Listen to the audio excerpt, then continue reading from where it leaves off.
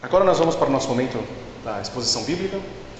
Hoje a gente vai começar o capítulo 12 do Evangelho de Mateus. Então, abra sua Bíblia em Mateus, no capítulo 12.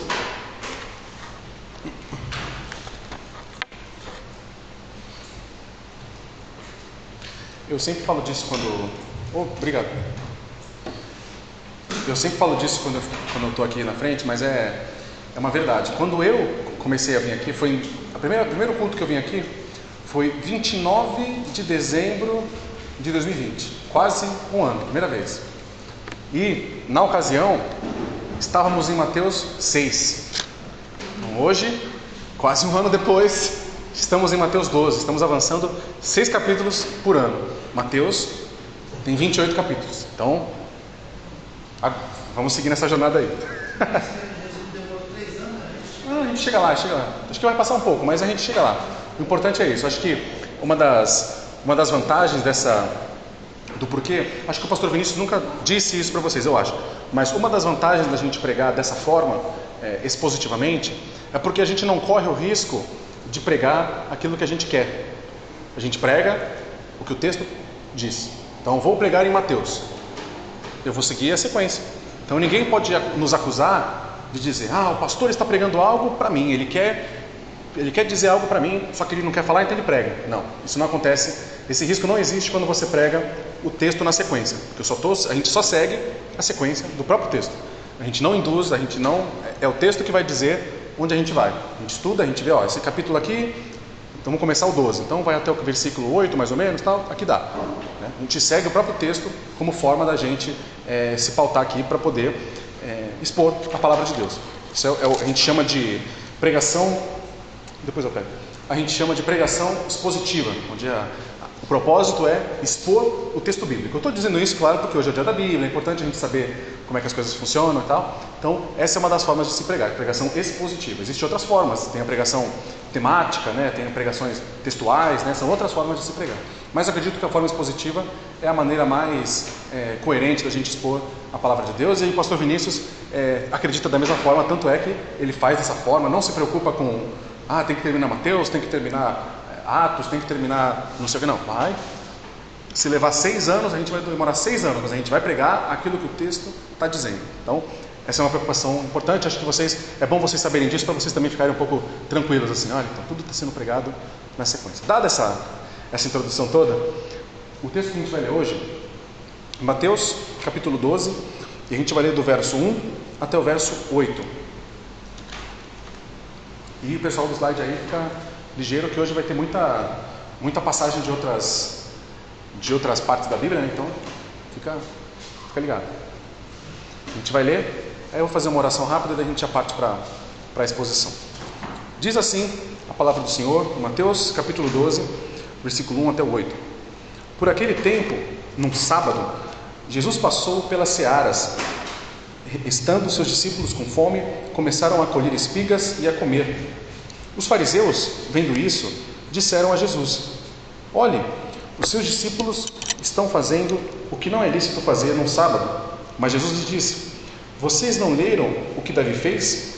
Quando ele e seus companheiros tiveram fome, como entrou na casa de Deus e comeram os pães da proposição, os quais não era lícito comer, nem a ele, nem aos que estavam com ele, mas exclusivamente aos sacerdotes? Ou vocês não leram na lei que aos sábados os sacerdotes do templo profanam o sábado e ficam sem culpa? Pois eu lhes digo que aqui está quem é maior que o templo. Mas, se vocês soubessem o que significa quero misericórdia e não sacrifício, não teriam condenado inocentes, porque o Filho do Homem é o Senhor do sábado. Amém? Vamos orar e a gente já parte para a exposição. Pai, mais uma vez, pedimos ao Senhor direcionamento nesse culto, Pai, nessa exposição bíblica. Pedimos que o Senhor nos auxilie, que o nosso entendimento da Tua verdade seja completo, que hoje, no dia que celebramos a Tua palavra, a Bíblia, a revelação escrita, seja especial em nossos corações, que nós lembremos de ouvir e praticar tudo aquilo que nós aprendemos da Tua parte. Que esse texto de hoje nos traga aplicações práticas para a nossa vida e que cada vez mais, Pai, nós busquemos conhecer ao Senhor de verdade, como só a Tua palavra pode nos mostrar. Te agradeço, em nome de Jesus. Amém. Esse texto, ele é interessante porque ele revela para nós algumas coisas que nós às vezes deixamos de lado, né?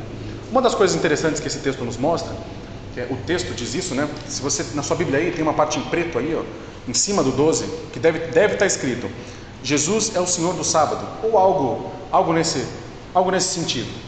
Essa frasezinha pretinha aí, ela não foi escrita por Lucas aqui, não foi escrita pelo autor bíblico.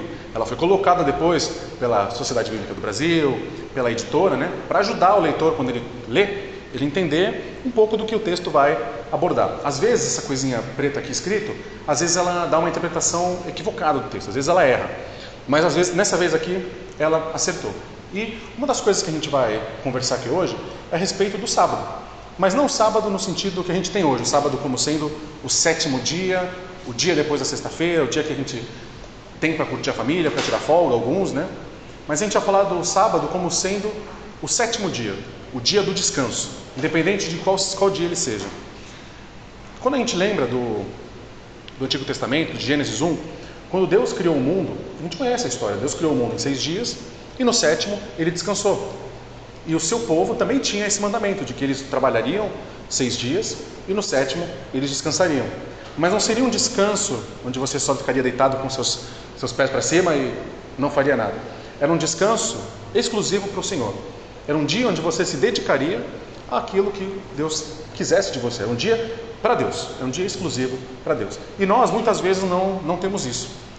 Não precisa ser o sábado. Geralmente, né, como nós somos cristãos, nós convencionamos que o domingo é o dia de onde a gente celebra o nosso culto, é o dia que a gente guarda para adoração, para estar em comunhão com os nossos irmãos. E isso é muito interessante. Mas o propósito por trás disso tem a ver em termos um dia de dedicação ao Senhor. Claro que todos os dias de nossa vida nós devemos dedicar ao Senhor, é óbvio isso. A nossa vida inteira é uma vida de dedicação. Mas eu acho importante que esse dia, Jesus mostra aqui, né, que exista assim esse dia em que você não exerça suas atividades profissionais, que você não exerça, não estude, não faça nada além de hoje é o dia que eu vou 100% vou dedicar ao Senhor. Durante a semana a gente tem as nossas atividades, nós temos as nossas responsabilidades e mesmo assim a gente glorifica a Deus. A gente tem um tempo que a gente ora, que a gente lê a Bíblia, né? Mas um dia só para isso acaba sendo o domingo muitas vezes, né? E Jesus está dizendo isso. E a gente percebe até na Bíblia, no Antigo Testamento, muitas punições que vieram para o povo de Israel no período do Antigo Testamento se deram porque o povo, na sua ganância, não guardavam esse mandamento. Queriam trabalhar e não guardavam esse mandamento. É claro que nós temos realidades múltiplas, né, onde muitas vezes não é possível ter esse dia específico para isso, e eu acredito que Deus, na sua misericórdia, esse texto vai falar disso, né, que a misericórdia ela é sempre maior do que a lei, né, do que os mandamentos, mas se nós conseguimos fazer isso, é importante que façamos. Aquele dia que você tem, dê a ele ao Senhor.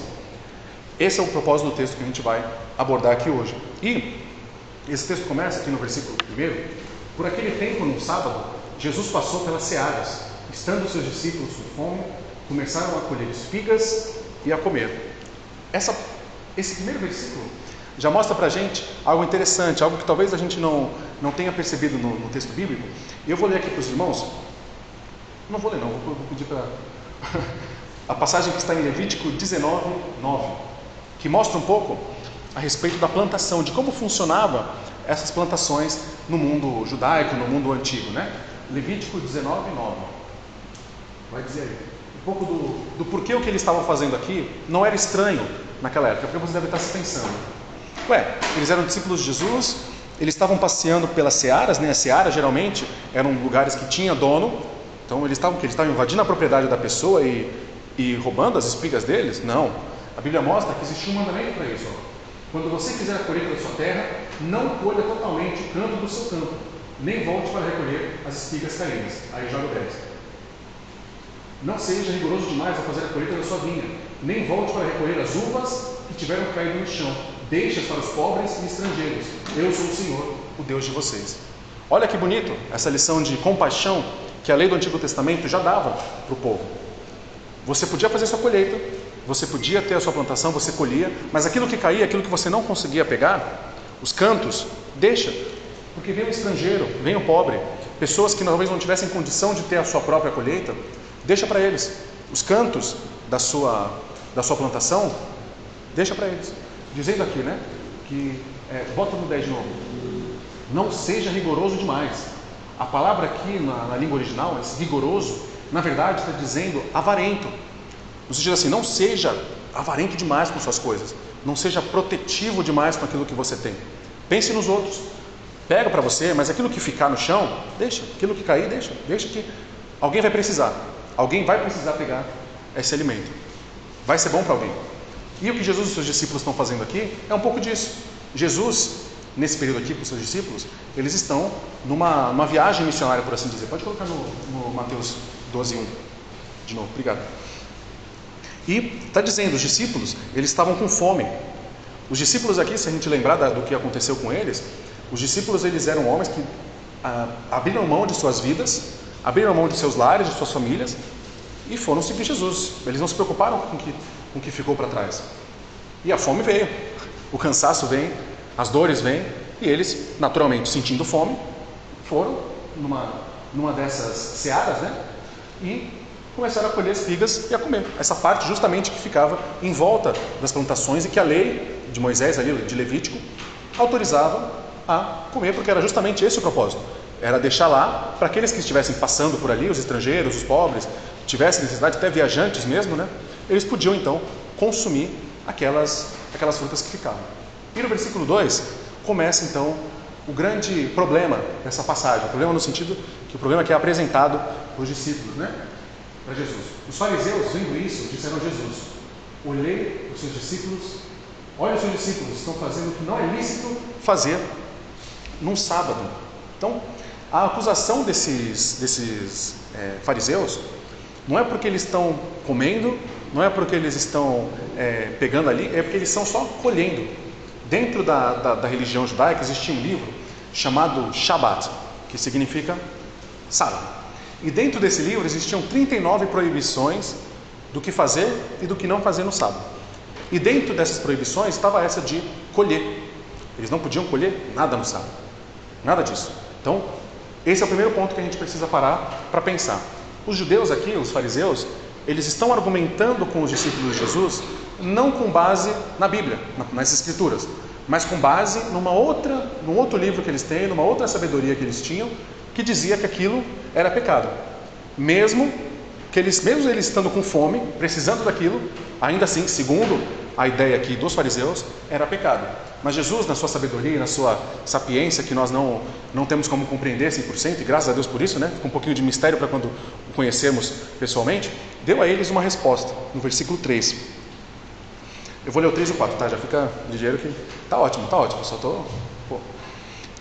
Mas Jesus lhes disse: vocês não leram o que Davi fez quando ele e seus companheiros tiveram fome? Como entrou na casa de Deus e comeram os pães da proposição? Como é que eu... A irmã Alice me deu aqui, eu não estou usando. Aqui, ó, se eu estivesse lendo aqui... Bom, é o 3 e o 4, né?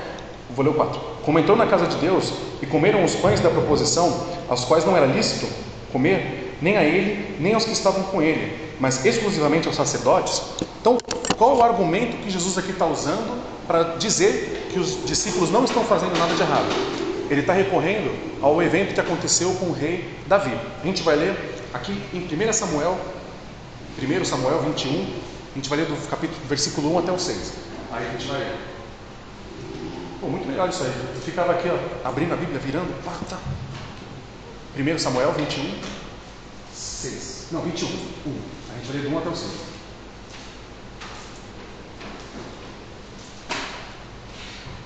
Então, Davi foi até Nob, ao sacerdote Aimeleque. Aimeleque, tremendo, saiu ao encontro de Davi e perguntou: por que você está sozinho e ninguém veio com você? Davi respondeu ao sacerdote Aimeleque: o rei me deu uma ordem e me disse que ninguém deveria saber porque ele me enviou e qual é a tarefa que me incumbiu. Quanto aos meus soldados, combinei que me encontrassem em tal e tal lugar. Agora, o que você tem à mão? Dê-me 5 pães ou o que puder encontrar. O sacerdote respondeu a Davi dizendo: não tenho pão comum, não há, porém pão sagrado, se ao menos os seus soldados se abstiverem das mulheres. Davi respondeu ao sacerdote: sim, como sempre, quando sai a campanha, foram desvedadas as mulheres e os corpos dos soldados não estão imundos. Se isso acontece em viagem comum, quanto mais serão puros hoje. Então o sacerdote deu a Davi o pão sagrado, porque não havia ali outro a não ser os pães da proposição, que tinham sido tirados de diante do Senhor, quando foram trocados no devido dia por pão quente. O que Jesus quer dizer quando ele diz isso aí? Agora volta lá no Mateus 12, versículo 3 e 4. Jesus está dizendo: olha, vocês estão me dizendo que no sábado é pecado comer, colher. Mas o rei Davi, ele fez isso. Davi ainda foi pior, porque isso tudo que Davi falou para o sacerdote Ameleque é mentira. Ele mentiu, porque os homens não tinham se privado de mulher, tudo isso que Davi falou é mentira. Então Davi mentiu para o sacerdote e ainda comeu o pão sagrado. O sacerdote falou: ó, não tem pão normal, tem pão, só o pão sagrado. O que a gente entende sendo pão sagrado é aquele pão que é da proposição, é o pão que era exclusivo para o sacerdote se alimentar. Então, não seria Davi um grande pecador por fazer isso? Então, por que vocês não estão falando disso? Quer dizer, o Davi pode e os meus discípulos não? Qual é a base para isso? E aqui, Jesus coloca, né? Davi e os seus companheiros, né? Eles comeram esse pão e o texto não diz que era o sábado, mas a gente supõe, justamente pelos versículos 6 e 7, que já, 5 e 6, mas aí já ficou para trás, onde diz que o pão era o pão sagrado, que ele estava fresco ainda, ele estava pronto para ser servido, como a gente diz lá na passagem. O que isso quer dizer? Significa que o pão sagrado ele só era feito no sábado. Então, se aquele pão que Davi estava comendo estava quentinho ainda, estava fresquinho, logo era o sábado. Ele estava comendo o pão do sacerdote, o pão da proposição, no sábado. Só que Davi comeu e ele agiu de forma contrária à lei. Só que, para surpresa de todos, né, tanto desses fariseus quanto a nossa, a própria Bíblia em nenhum momento condena essa atitude de Davi. Davi é condenado pelos seus pecados com Batseba, Davi é condenado pelos seus pecados do seu orgulho, muitas vezes pela sua falta de pelo seu distanciamento de Deus, em algumas outras atitudes, mas isso aqui que Davi fez, em nenhum momento a Bíblia diz que ele agiu errado. E isso é chocante para nós hoje, mas Jesus está querendo dizer com isso para os fariseus que para toda regra existe uma exceção. E qual seria a exceção? A misericórdia. O seu irmão está com fome.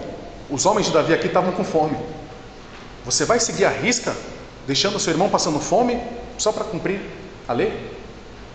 Isso não fazia sentido. O que Jesus está dizendo é isso. Mesmo essas regras mais difíceis, mesmo esses mandamentos mais firmes, que são colocados aqui pela lei, eles admitem exceções. E a prova disso é até o versículo que a gente leu no começo, sobre a plantação. A regra era que todo mundo colhesse e plantasse o seu, e ninguém pegasse o do próximo. Essa era a regra. Mas a exceção era que essa, deixa um pouquinho em volta, que pode ser que alguém precise e você pega. Deus assim está demonstrando que, mais que as leis, Ele prezava pela compaixão, pelo amor, pelo verdadeiro estar junto das pessoas, né? Fazer com que as pessoas não se sentissem aprisionadas pela lei, mas entendessem que Deus, mesmo sendo um Deus justo, e que tem as leis, os desígnios eternos e insondáveis, ainda assim é um Deus que tem compaixão. É um Deus que, mesmo com essas regras, existem exceções para cada momento da vida. Outra coisa que Jesus coloca aqui é que a própria Bíblia não condena esse ato. Isso mostra que os próprios fariseus eles não entendiam a palavra. E logo hoje, o dia da Bíblia, né? A gente fala tanto disso, né? Os fariseus eles não entendiam a palavra. Parece que os fariseus aqui eles utilizavam a Bíblia, né? Quando eu digo Bíblia, o Antigo Testamento, porque o Novo Testamento não era escrito nessa época, porque ele estava acontecendo ainda, né? Então foi escrito só depois. Mas os fariseus eles usavam o Antigo Testamento da forma que lhes convinha. Ah, é pecado isso? É pecado. Roubar é pecado? Não, depende. Se for para mim, não é.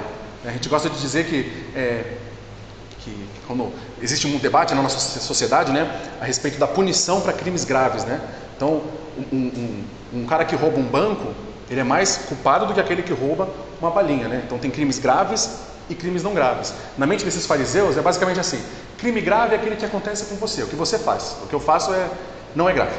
Basicamente isso. Eles condenavam e imunizavam quem eles queriam, de acordo com a forma como eles viam a Bíblia, como eles condicionavam a Bíblia. É o contrário do que a gente tem feito aqui. É o contrário do que se espera de um cristão. A nossa postura em relação à Bíblia não é de fazer com que ela valide as nossas opiniões, mas fazer com que as nossas opiniões partam dela.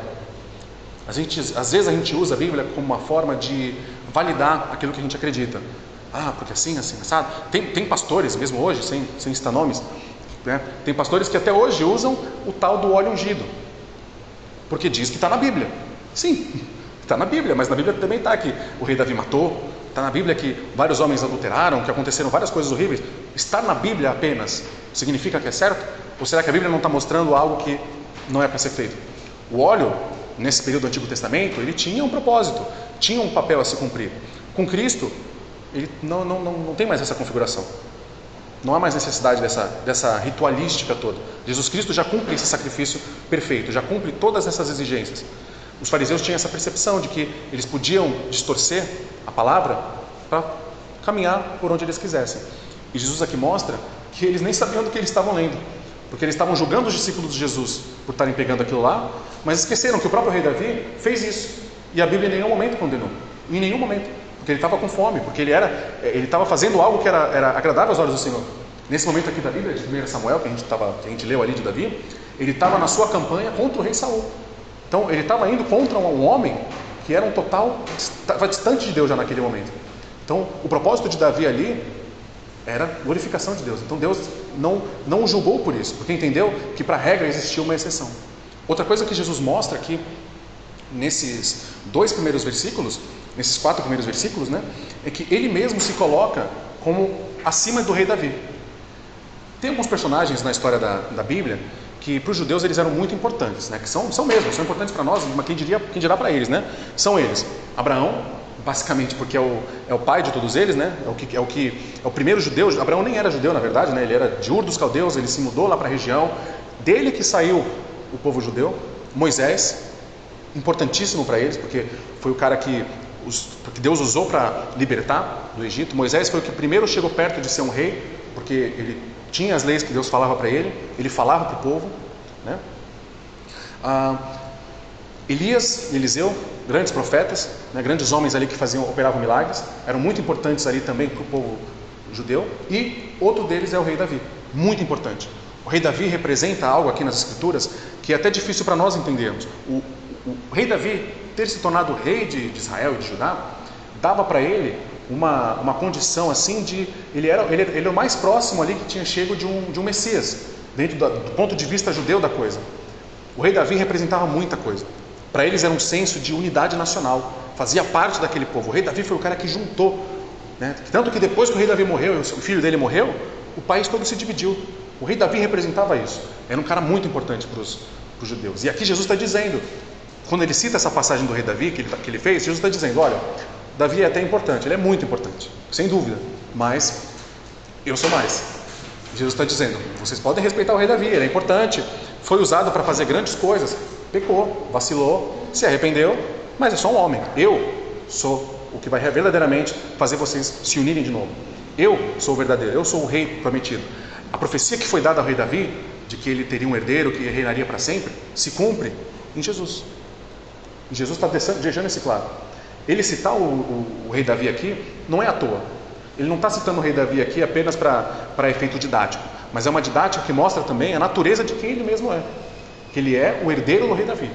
E se Davi pôde fazer isso, se o Davi e os seus homens puderam fazer isso no sábado, ele e os homens dele também podiam. Então, Jesus está mostrando isso para esses fariseus. Na continuidade, a gente vê aqui no versículo 5 e 6: ou vocês não leram na lei que aos sábados os sacerdotes do templo profanam o sábado e ficam sem culpa? Pois eu lhes digo que aqui está quem é maior do que o próprio templo. Volta lá para o 5. Só para a gente entender, vou pedir para você colocar em Números 28, versículos 9 e 10. Números 28, 9 e 10. Eu falei que ia ter muito passeio pela Bíblia hoje, para não ficar aqui folheando. Estou usando o rapaz do slide, porque, desculpa, cara, esse é teu chamado, cara. Essa é a tua missão aqui. Uma missão muito importante, inclusive. Números 28, 9 e 10.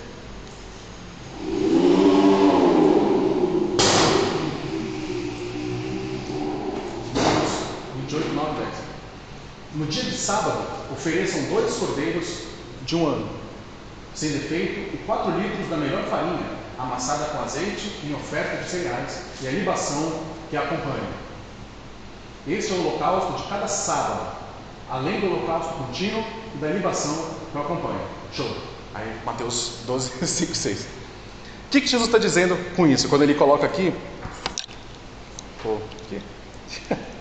ele diz: vocês não leram na lei que aos sábados os sacerdotes no templo profanam o sábado? Então, o que Jesus está dizendo aqui através desse texto, né? De que do ponto de vista formal, os sacerdotes, eles quebravam o sábado, porque eles também trabalhavam no sábado. Existia o mandamento do sacerdote que cuidava do templo, ele tinha que trabalhar no sábado, com essas duas atividades aí que a gente leu, que é trocar o pão consagrado e oferecer essa oferta queimada. Então, olha que interessante, Jesus está usando o argumento da própria cultura deles, para eles entenderem o que está acontecendo. O primeiro argumento que Jesus usa é: vocês não leem a palavra, vocês não entendem do que a Bíblia diz, porque vocês estão acusando os meus discípulos de algo que o rei Davi fez, e vocês não entenderam que a Bíblia não condena isso. Segundo ponto que Jesus está dizendo aqui: se você for olhar de forma crítica, nem mesmo os sacerdotes respeitam o sábado, porque eles trabalham no sábado também. Eles têm atividades que Deus dá para eles no sábado. E o que Jesus diz aqui, que a gente percebe, né? Eles descumpriram a lei porque as responsabilidades deles tinham prioridade, que é o templo. Ou seja, o templo, que é algo sagrado, era a atividade ali que eles tinham que exercer, o templo era mais sagrado para um sacerdote que o sábado.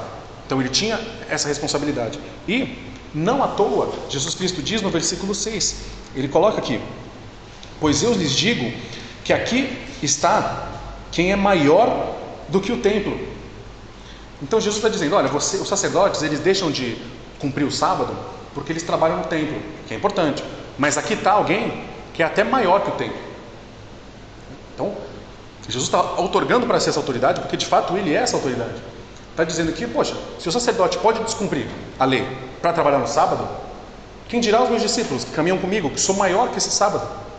Então por isso que o texto diz que Jesus é o Senhor do sábado, porque Ele é, se a gente olhar em termos mais profundos, né, se você quiser filosofar muito, você pode entender que Jesus Cristo é o sábado, porque Ele é o descanso.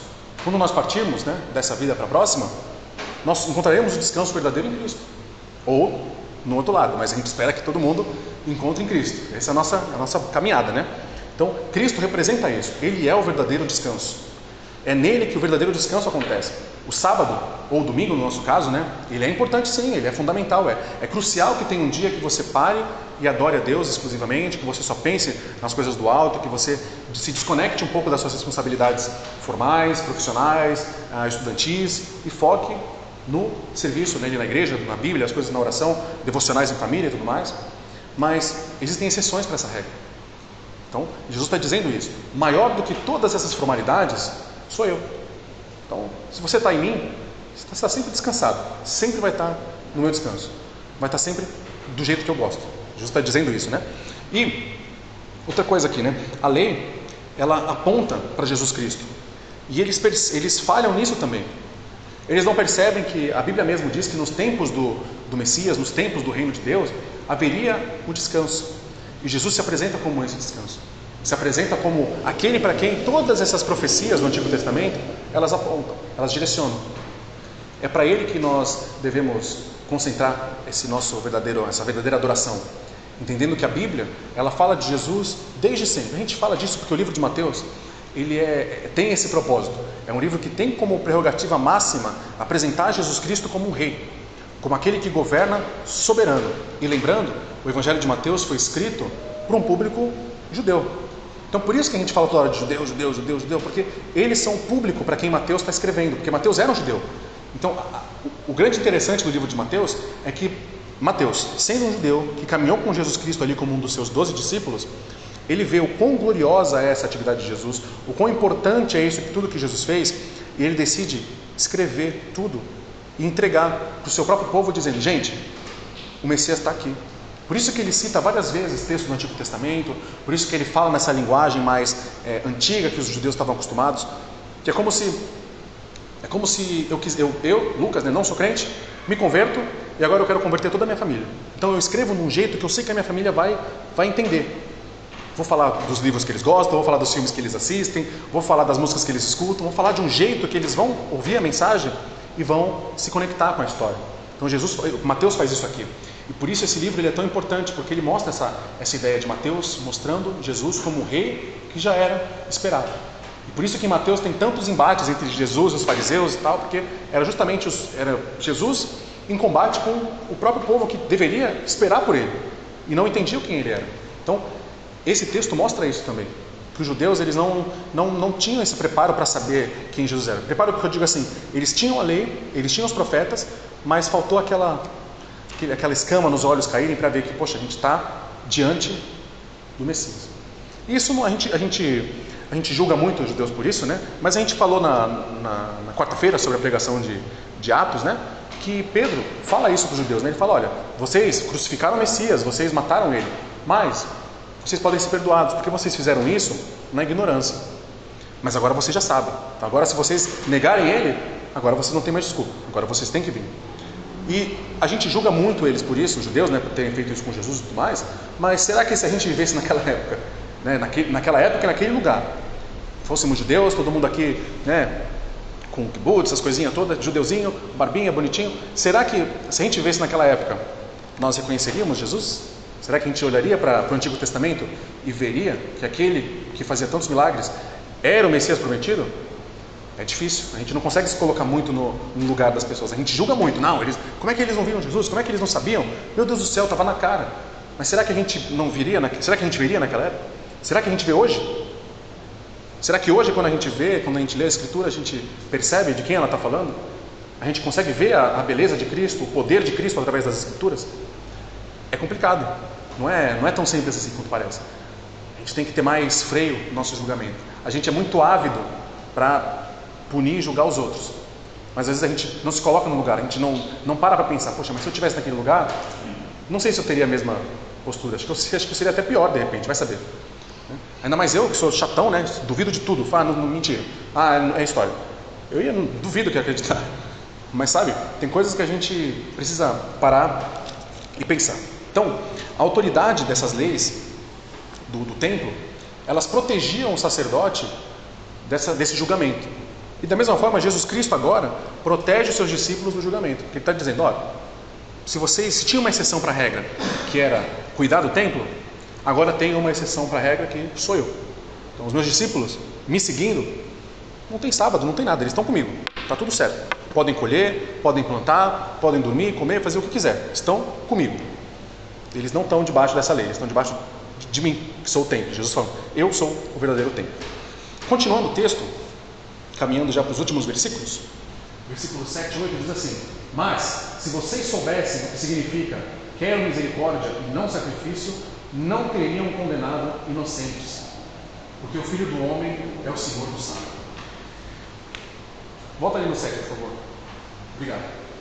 Jesus está citando mais uma passagem do Antigo Testamento, quando ele coloca aqui, ó, mas se vocês soubessem o que significa quero misericórdia e não sacrifício. Esse texto, ele se encontra em Oséias 6:6. Esse texto aí. Oséias 6:6. Enquanto isso eu vou tomar minha água, porque eu nunca tomo, sempre deixo para o final.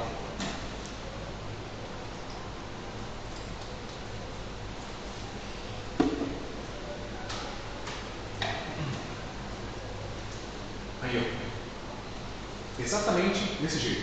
Pois quero misericórdia e não sacrifício, conhecimento de Deus mais do que holocausto. Coloquei esse texto aí porque ele é mais completo. Jesus Cristo ele cita só a primeira frase, né? Quero misericórdia e não sacrifício. Então tem outra parte ali, conhecimento de Deus mais do que holocaustos. Antes de eu explicar por que essa passagem, tem algumas coisas que a gente percebe na nossa cultura regional que eu falo que eu vejo isso muito acontecer aqui, Cubatão, Santos, São Vicente, Guarujá, eu sei que existe em outros lugares, mas eu vejo mais aqui. Essa coisa de trazer elementos do Antigo Testamento para o culto. Por exemplo, óleo ungido, Arca da Aliança, shofar, coisas assim, sabe, que aconteciam no templo do Antigo Testamento. Então, um tabernáculo, Jesus Cristo é o templo, ele está dizendo aqui, ele é o templo, então não precisa mais disso tudo.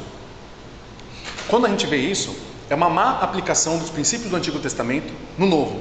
A Bíblia, como a gente fala, é um livro íntegro. O que significa ser íntegro? Significa, uma pessoa íntegra, né? Vamos falar da Bíblia. A Bíblia, integridade, significa que ela não vai contra ela mesma. Significa também, quando nós dizemos que é uma pessoa íntegra, significa que ela não quebra os próprios princípios. Por exemplo, meu avô era um fumante descontrolado, acabou morrendo de câncer e tal, novíssimo, mas ele estava fumando assim, fumando, e falava: filho, não faz isso é muito ruim. O que isso quer dizer? Não havia a integridade. O que isso quer dizer? O conselho dele ia numa direção, mas a atitude dele ia em outra direção. Integridade é quando os seus princípios regem a sua postura. É a mesma coisa, você é o mesmo. Aquilo que você prega, ou que você fala, você faz. E a gente entende que a Bíblia ela tem esse princípio de integridade também, que significa que nenhum texto vai anular o outro. A Bíblia não se contradiz. Você pode ler num texto, porque está dizendo que a salvação é pela fé. Mas tem outro texto em Tiago que diz que não é fé somente, tem as obras também. Esses textos se contradizem? Não. Existe um meio termo aí, existe algo que vai juntar os dois. Da mesma forma, o Antigo Testamento, ele é citado constantemente no Novo Testamento, porque ele é a base para o Novo Testamento. Só que como a gente sabe se uma citação é correta ou não? Quando o próprio texto cita. Aqui Jesus Cristo está fazendo uma citação direta, diretíssima. Ele não está nem... Ele está pegando um texto do Antigo Testamento e interpretando à luz da realidade dele. Então a gente só cita o Antigo no Novo quando a própria Bíblia faz isso. Então Jesus Cristo está fazendo isso. Voltando lá para o... Não, deixa ele assim mesmo. Esse contexto aqui de Oséias era um contexto onde os sacerdotes, onde os líderes religiosos, eles eram muito legalistas, ou seja, eles eram muito preocupados com as formalidades do templo. Tinha que limpar, tinha que sacrifício, tinha que fazer holocausto, tudo mais, tinha que ser tudo limpinho, não podia isso, não podia aquilo. Eram muito preocupados com isso, e o povo pobre, necessitado, ficava morrendo de fome do lado de fora do templo. As pessoas não eram acolhidas pelos sacerdotes. Os homens de Deus, os homens de fé, que eram a ponte entre Deus e o resto do povo, não demonstravam Deus em nada. Estavam só preocupados em manter os procedimentos andando. Vamos fazer holocausto, vamos continuar sacrificando, vamos fazer tudo do jeito que está, e é isso, achando que somente isso era importante. E por isso está dizendo aí: eu quero misericórdia, não sacrifício. Se você tiver que... O sacrifício diário era importante, mas se tem um irmão teu que está morrendo de fome, deixa o sacrifício de lado e vai ajudar o seu irmão. Existe uma exceção para a regra, sempre existe. A misericórdia é maior do que o sacrifício, sempre vai ser maior que o sacrifício. Não à toa, o sacrifício de Cristo é uma demonstração de misericórdia por nós também. Olha que interessante como a gente consegue perceber essas conexões todas que a palavra de Deus traz para nossas vidas. Outra questão também, conhecimento de Deus, mais do que holocaustos. Ou seja, de que adianta você prestar um holocausto, sacrificar o seu melhor cordeiro para Deus, se você não conhece Ele? Se essa falta de conhecimento de Deus faz com que você trate o seu irmão como um alheio, como um alienígena. Você não encosta, você não chega perto, mas você continua fazendo os seus holocaustos. É isso que Jesus lá no texto de Mateus 12, pode jogar lá, obrigadão. Mateus 12, 7, é isso que Jesus está dizendo. Os meros rituais. Então, o interessante desse texto, né, é que os acusadores dos discípulos, agora eles são acusados de não conhecerem essas verdades. E agora os discípulos de Jesus que foram acusados por esses homens são inocentados, porque Jesus apresenta ponto a ponto o porquê a atitude dos discípulos deles eram ok, não era um pecado. Eles estavam fazendo o que eles precisavam porque eles sentiam fome. A gente vive numa geração que é muito louco, né? Muito desconectado da intimidade um do outro, né? Por exemplo, a gente escuta muito as pessoas reclamarem. Isso já aconteceu com um amigo meu. Eu falei isso, eles não falam comigo até hoje. Porque eles falaram assim: a fome na África é muito triste, não sei o que, é uma coisa muito distante, né? Como é que pode? Como é que as pessoas são más, né? Deixar aquelas crianças, aquelas mulheres, aquelas pessoas ali passando fome. Cadê o governo que não ajuda? E eu perguntei: você vai ter filhos? Você quer ter filhos? Você quer adotar uma criança? Ter uma criança? Não, filho não. Então, a gente consegue ser muito... A gente é muito carinhoso com o mundo lá fora, mas aqui quem está do nosso lado a gente não quer, né? Os outros, lá na África, é uma tristeza, mas a criancinha que pode estar aqui no orfanato precisando de um lar, não, aí é ofensivo você falar isso, né? Então, a gente vive numa geração que é muito assim. Praticamente, a gente acha que a gente está distante desses homens aqui, mas a nossa realidade é muito parecida com essa. As pessoas, elas são muito desconectadas dos próximos. As pessoas lutam por causas distantes. É pela liberdade, é pela influência. Não, é porque é um bem maior. mas que teu irmão está aqui do teu lado, cara, está precisando de você. Que bem maior é esse que tu não consegue fazer para quem está do teu lado? Como é que você faz algo pensando distante e não para quem está perto de você? Como é que você quer salvar o mundo? Você quer acabar com a fome na África? Você quer acabar com as mortes de mulheres aí que são agredidas? Você quer acabar com tantos problemas que existem no mundo, mas você não consegue ajudar quem está do seu lado? Quando o texto fala disso, ele está dizendo isso aqui: misericórdia e não sacrifício. Jesus está preocupado com isso, é o que Jesus está ensinando. A nossa misericórdia, ela tem que preceder esses nossos rituais aqui. Por exemplo, a gente fez um exemplo que aconteceu aqui na igreja. Lembra quando o pastor Vinícius ele contraiu a Covid, ele, a família dele e tudo mais, né? E aí a gente achou por bem que nesse período não houvesse celebrações presenciais. No meu entendimento, é uma demonstração de misericórdia, porque eu estou de alguma forma sacrificando até uma união aqui presencial em prol de não trazer risco para as pessoas. É chato, eu não gosto de online, é chato porque não tem essa coisa de estar perto, sabe, computador, eu sou muito ruim com esses negócios assim, mas é uma demonstração de que estamos preocupados com os outros, estamos preocupados com os irmãos. Tem irmãos aqui que têm uma idade avançada, tem irmãos que já são mais, sabe, que já têm histórico de outras doenças que também podem ser agravadas pelo coronavírus, né? Então foi uma medida que a gente teve de preservar isso, né? Então é um exemplo que a gente viu aqui na nossa igreja de que às vezes as regras elas têm essas exceções de misericórdia, não de malandragem, vou quebrar a regra aqui, não. Exceções misericordiosas, exceções que fazem com que a glória de Deus seja vista. E, para fechar aqui, temos duas aplicações, né, talvez duas coisas que a gente precisa perceber na nossa vida, para a gente não correr o mesmo erro que esses fariseus aqui cometeram, que é conhecer a palavra verdadeiramente, né, entender os pormenores da Bíblia. Hoje, dia da Bíblia, falei isso várias vezes, mas não custa reforçar. Conhecer a Bíblia verdadeiramente, porque através da Bíblia é que vem o segundo ponto, que é reconhecer a Jesus. O entendimento verdadeiro sobre quem Jesus é faz com que nós não caiamos nesses erros.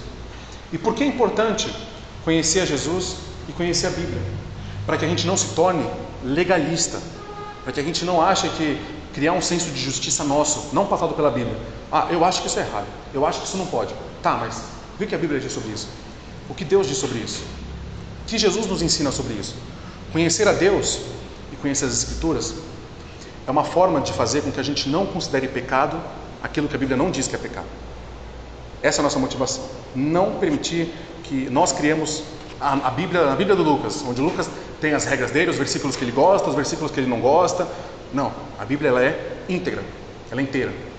E o dia da Bíblia, né, que é hoje, é todos os dias, na verdade. É o dia que a gente precisa ler e entender aquilo que o Senhor nos revelou e cada dia mais praticar esse conceito. Que nós sejamos misericordiosos e não apenas legalistas. Que a gente entenda que caminhar com Deus é sim uma jornada com leis, com regras, com limites, porque Deus é um Pai que realmente nos ensina o caminho que a gente tem que andar. Mas a misericórdia sempre encontra uma brecha nessas leis. Que a gente nunca deixe de ser misericordioso para poder cumprir regras. Mas que a misericórdia sempre preceda, sempre esteja acima de qualquer lei. Amém? Vamos orar e a gente já finaliza o nosso momento aqui de culto. Pai, mais uma vez, Senhor, agradecemos por esse culto. Agradecemos, Pai, porque temos o privilégio de estarmos num país que temos essa liberdade de poder orar, de poder ler a palavra, de poder cantar, louvar ao Senhor, sem medo de sermos perseguidos, sem medo de sermos retalhados pelo governo, retalhados pelos opositores. Que o Senhor, Pai, continue nos mantendo misericordiosos no nosso dia a dia. Que a misericórdia que o Senhor nos demonstrou conosco, ao morrer naquela cruz por nós, nos inspire a sermos misericordiosos com nossos irmãos. Que nós não sejamos legalistas, que nós não criemos regras próprias, mas que nós vivamos pautados pela única regra verdadeira, que é a Tua Palavra. Que essa seja a nossa vontade, Pai, de agradar o Senhor, de conhecer o Senhor verdadeiramente, para que cada dia mais a Sua Palavra venha moldar o nosso coração, e moldando o nosso coração, molde a nossa postura. Que nós não caiamos no erro que esses homens aqui cometeram de achar que um mandamento específico é maior do que o Senhor. O Senhor é maior que o sábado, o Senhor é maior do que qualquer outro mandamento. E a Tua misericórdia é maior do que tudo que existe. Sem ela nós não estaríamos aqui. É a Tua misericórdia, é a Tua graça que faz com que nós estejamos vivos e faz com que nós tenhamos tanto, Pai, tantas coisas que nós não merecemos. Que nós nunca esqueçamos, Pai, que nós não somos merecedores da Tua misericórdia e da Tua graça. E que sem elas, Pai, nós não conseguimos viver. te agradecemos, Pai. E te agradeço do nosso Senhor Jesus Cristo, as consolações do Espírito Santo, o amor de Deus Pai, esteja com cada um de nós hoje e para tudo sempre, em nome de Jesus. Amém.